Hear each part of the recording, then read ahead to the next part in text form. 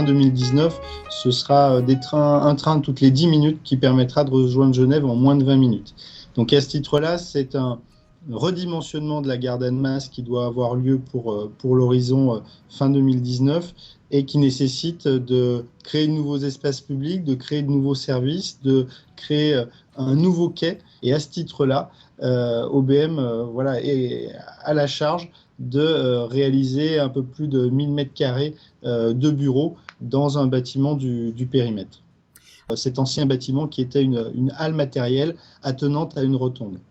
Il s'agit aujourd'hui de la transformer pour lui donner en fait une seconde vie et en l'occurrence une vie pour des activités tertiaires puisque ce seront des services qui sont liés à la production ferroviaire avec des conducteurs de train, du personnel d'accompagnement des trains dit plus classiquement des contrôleurs et puis du personnel en charge de la sécurité et de la sûreté des infrastructures ferroviaires et de leur maintenance.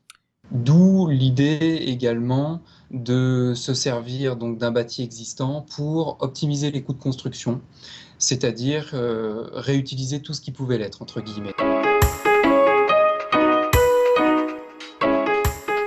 Le bois s'est imposé pour trois raisons principales. La première, c'était le fait que la préfabrication pouvait être extrêmement poussée hors du site.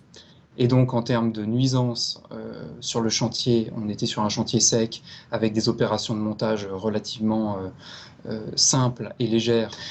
La deuxième raison, c'était une raison de rapidité de montage, c'est-à-dire que les études d'exécution sur les panneaux de bois ont pu être faites en temps masqué et que du coup, on se retrouve à pouvoir optimiser le planning.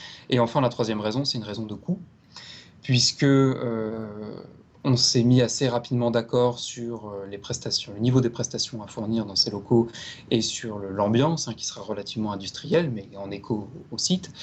Et du coup, le bois nous a permis de faire un projet sans second œuvre, quasiment. J'exagère, mais dans l'esprit sans second œuvre. C'est-à-dire que partout où le bois structurel était visible, on va simplement appliquer une lasure dessus et il restera visible dans les bureaux. Pas de doublage, pas de faux plafond.